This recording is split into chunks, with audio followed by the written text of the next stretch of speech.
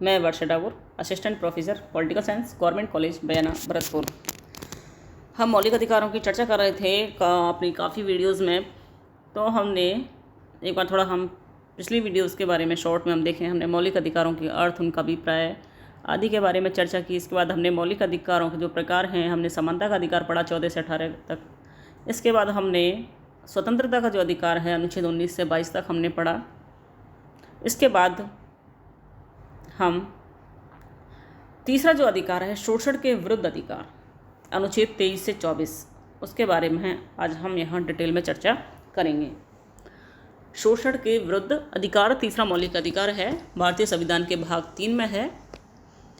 शोषण के विरुद्ध अधिकार, जैसा कि हम देख सकते हैं, अनुच्छेद 23 में लिखा गया है संविधान में कि मानव के दुर्व्यापार, बेकार तथा सभी प्रकार के बलात् श्रम को प्रतिषेध करता है। दुर्व्यापार, बेगार और सभी प्रकार के बलात् श्रम का, इन तीनों ही शब्दों का हम अर्थ समझें। दुर्व्यापार से तात्पर्य है कि किसी मनुष्य का विक्रय या किसी मनुष्य को गिरवी रखना। जैसे कि आप देख सकते हैं बंधुआ मजदूरी प्राचीन काल में महिलाओं का खरीद फरोख्त होती थी। तो दुर्व्यापार से तात्पर्य है किसी मनुष्य का विक्रय या किसी मनुष्य को गिरवी रखना। बेगार से आशय है कि बिना वेतन के किसी से कार्य करवाना। हम आमतौर पर घर में भी देख सकते हैं, हम आम मतलब कि बोलचाल की भाषा में भी हम कह देते हैं कि हम कोई बेगार कर रहे हैं क्या। तो वो यह बेगार यानी आप बिना किसी वेतन के किसी से कोई कार्य करवाओ, बिना वेतन के। बलात् यानी जबरदस्ती। बलात् श्रम से तात्पर्य है कि किसी व्यक्ति को उसकी इच्छा के विरुद्ध बिना कुछ भुगतान किए काम करने को मजबूर करना। तो इस तरीके से संविधान में 3 शब्द दिए हुए हैं, दुर्व्यापार, बेकार और बलात् श्रम, यानी जबरदस्ती किसी से कार्य करवाना। तो इन जो बुराइयां हैं भारतीय समाज में, इनको रोकने के लिए संसद ने कानून भी बनाए दुर्व्यापार, बेकार और बलात् श्रम को रोकने के लिए। जैसे कि संसद ने अनैतिक व्यापार अधिनियम 1956 बनाया, बंधुआ श्रम उन्मूलन अधिनियम 1976 में बनाया। अब इस अधिकार को लाने के पीछे संविधान निर्माताओं का क्या उद्देश्य था, क्या तात्पर्य था, इसकी पृष्ठभूमि को हम जानने का प्रयास करेंगे कि हमारे देश की जो सामाजिक परिस्थितियां थीं उनको ध्यान में रखते हुए ये अधिकार भारतीय संविधान में भाग 3 में प्रावधान किया गया इसका।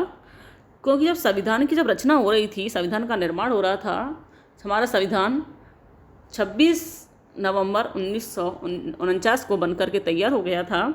तो उस समय जो देश की जो परिस्थितियां थीं, उस समय क्या परिस्थितियां थीं कि जो देश में जो धनिक वर्ग था, यानी जो पैसे वाला वर्ग था, विशेषकर जमींदार, क्योंकि हमारी भारत की जो संरचना है, यानी आर्थिक जो प्रणाली है, आर्थिक जो सिस्टम है, वो हमारा जो देश है वो कृषि प्रधान देश है। तो कृषि प्रधान देश में जो धनिक वर्ग होते थे वो जमींदार होते थे। धनिक जो होते थे, पैसे वाले होते थे, वो जमींदार होते थे, कृषि से संबंधित था।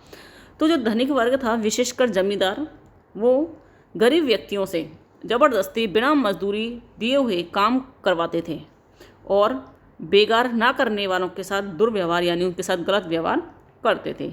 दूसरी तरफ उच्च जाति के जो लोग थे वो नीची जातियों पर या निम्न जातियों पर, जिन्हें निम्न समझा जाता था समाज में, उन पर अत्याचार करते थे। इन कुरीतियों को यानी इन बुराइयों को दूर करने के लिए संविधान निर्माताओं ने मूल अधिकारों के द्वारा मनुष्य के शोषण को असंवैधानिक घोषित किया, यानी संविधान के विरुद्ध। यानी कि उच्च जाति के लोग निम्न जाति पर अत्याचार करें या फिर कोई भी धनिक वर्ग गरीब व्यक्ति से ज़बरदस्ती बिना मजदूरी दिए काम करवाए या बिना वेतन दिए उससे कुछ काम करवाए या उसके साथ दुर्व्यवहार करे, गलत व्यवहार करे, तो ऐसी स्थिति में भारतीय संविधान शोषण के विरुद्ध अधिकार के तहत उन्हें संरक्षण प्रदान करता है। यह अधिकार समानता और स्वतंत्रता के अधिकार का स्वाभाविक परिणाम है और यह इस मान्यता पर आधारित है कि किसी भी व्यक्ति का जीवन दूसरे व्यक्ति की दया पर निर्भर नहीं है। मानव आधारित एक मान्यता है हमारे समाज में है कि किसी भी व्यक्ति का, सभी व्यक्ति जन्म से ही उन्हें मानव के रूप में अधिकार मिले हुए हैं और जब मानव के रूप में अधिकार मिले हुए हैं तो कोई वो दूसरे व्यक्ति की दया दृष्टि से अपना जीवन यापन नहीं करेगा कोई भी व्यक्ति। तो इसके लिए दुर्व्यापार का जो तात्पर्य हमारे यहाँ समाज में समझा जाता, मतलब देखा जाता है, दुर्व्यापार क्या है कि स्त्री या पुरुष हों उनको वस्तुओं के समान खरीदना और उसे बेचना। जैसे हम किसी वस्तु को खरीदते बेचते हैं, ऐसे ही मनुष्यों को, स्त्रियों को या पुरुषों को भी बेच दिया जाता था। और स्त्रियों के साथ और बच्चों के साथ अनैतिक व्यवहार उनके साथ किया जाता था। संविधान ने इस प्रकार का जो व्यवहार है उसको असंवैधानिक माना, अवैधानिक माना और उसे मूल अधिकारों के विपरीत माना। दूसरा जो शब्द है बालाश्रम, जिसके बारे में हम चर्चा कर रहे हैं, इसको भी भारतीय संविधान निर्माताओं ने असंवैधानिक माना, अवैधानिक माना, गलत माना इस संबंध में। लेकिन हम ये भी नहीं कह सकते, हम कह रहे हैं कि बलात् श्रम, इसको आप एक इसके पीछे कंसेप्ट को समझने का प्रयास करें। बलाश्रम का तात्पर्य है कि ज़बरदस्ती किसी से काम नहीं करवाया जाएगा। लेकिन दूसरी तरफ इसमें एक अपवाद भी है। अपवाद इस संदर्भ में है कि यद्यपि हम कह रहे हैं कि किसी से कोई भी कार्य ज़बरदस्ती नहीं कराया जाएगा, बलात्पूर्वक नहीं किया जाएगा, लेकिन इसके साथ साथ राज्यों को भी कुछ विशेष अधिकार दिए गए हैं। और विशेष अधिकार ये है कि राज्य सार्वजनिक उद्देश्यों से नागरिकों को अनिवार्य सेवा करने के लिए मजबूर कर सकता है। यानी कि एक तरफ हम कह रहे हैं कि किसी से कोई भी कार्य ज़बरदस्ती पूर्वक नहीं कराया जाएगा, लेकिन दूसरी तरफ ये अपवाद है कि सार्वजनिक उद्देश्य के लिए कोई भी व्यक्ति से किसी भी व्यक्ति को अनिवार्य सेवा देने के लिए मजबूर किया जा सकता है। इसका तात्पर्य जैसे कि सैनिक सेवाएं हैं या राष्ट्रीय विकास के लिए कोई भी आवश्यक सेवाएं हैं, तो इसके लिए जैसे मान लो किसी क्षेत्र में बाढ़ आ गई, या अभी हम देख सकते हैं कि एक हम स्वास्थ्य संबंधी आपदा से हमारा मतलब देश का सारा विश्व गुजर रहा है। तो ऐसी स्थिति में मान लो कहीं पर कोई ऐसा संकट है, विशेष स्थिति है, तो ऐसी स्थिति में एनसीसी कैडेट के जो बच्चे हैं या और भी कोई है, तो उनको राष्ट्रीय हित में उनसे काम कराया जा सकता है। जैसे कि आप देख सकते हैं कॉलेजेस में आप एनएसएस के थ्रू आप काम करते हैं, तो आप ये नहीं कह सकते हो कि हमसे तो ज़बरदस्ती काम करवाने, सफाई भी करवानी पड़ती है, पेड़ों काफ़ी मतलब झाड़ू भी लगवानी पड़ती है। तो इस तरीके से बहुत सारे कार्य कराए जाते हैं। तो बच्चे ये नहीं कह सकते कि भाई हमें तो अनुच्छेद 23 में हमको तो अधिकार दिया है कि हम आगे कह सकते हैं आज तो हमने अधिकार पढ़ लिया अनुच्छेद 23 के तहत कि उसमें लिखा हुआ है कि बलाश्रम नहीं कराया जाएगा, यानी ज़बरदस्ती कार्य नहीं कराया जाएगा। तो इस तरीके से कोई बच्चा मना नहीं कर सकता है। हम जो कार्य कर रहे हैं वो हम सेवा के तहत कर रहे हैं, राष्ट्रीय विकास के लिए कर रहे हैं, सामुदायिक भावनाओं का विकास करने के लिए हम ये कार्य कर रहे हैं। तो इस तरीके से राज्य आवश्यक सेवाओं के लिए किसी भी व्यक्ति से कार्य करवा सकता है, लेकिन इसमें कोई भी भेदभाव राज्य नहीं करेगा। कोई जाति धर्म के आधार पर भेदभाव मनुष्यों के बीच नहीं किया जाएगा। अगर सेवाएं लेंगी तो वो सबको समान रूप से ली जाएगी, किसी से जाति धर्म या अन्य किसी आधार पर भेदभाव नहीं किया जाएगा। तो इस तरीके से आपका ये अनुच्छेद 23 हुआ। आगे हम चर्चा करेंगे अनुच्छेद 24 की।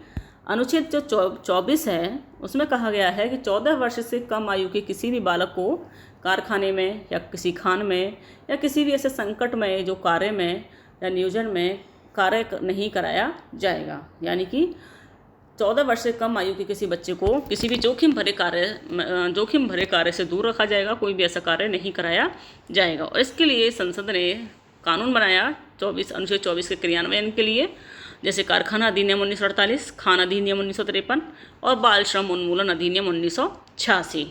इसके पीछे जो उद्देश्य है उसका उद्देश्य है कि एक आदर्श नागरिकों का निर्माण हो, और ऐसा माना जाता है कि कम आयु के बालकों से कारखानों में काम कराया जाए या फिर उनसे कठोर श्रम कराया जाए तो बच्चों का स्वाभाविक जो विकास है वो विकास रुक जाता है, क्योंकि बच्चे नाजुक होते हैं, कोमल होते हैं, वो उनके विकास की अवस्था होती है। और ऐसी स्थिति में यदि बच्चों से ऐसा कार्य कराया जाएगा जो कि जोखिमपूर्ण है, खतरनाक है, तो बच्चे का जो विकास है वो रुक जाएगा। तो एक आदर्श नागरिकों का निर्माण हो समाज में और वो देश की प्रगति, देश के उत्थान के लिए कार्य कर सकें। तो इस प्रकार के लिए संविधान में कानून बनाए गए ताकि व्यक्तियों में नैतिक गुणों का विकास हो, उनका देश के आदर्श नागरिक वो साबित हो सकें और लोग गरिमामय जीवन व्यतीत कर सकें। इसके लिए ये मानवीय अधिकार प्रदान किए गए हैं। तो इस तरीके से आपके अनुच्छेद 23 और 24 जो आपका तीसरा मूल अधिकार है, शोषण के विरुद्ध अधिकार, इसकी हमने आज यहाँ पर चर्चा की। अब अगला आपका जो अधिकार है वो है धार्मिक स्वतंत्रता का अधिकार, जो कि अनुच्छेद 25 से 28 में है। उसकी हम नेक्स्ट वीडियो में चर्चा करेंगे। धन्यवाद।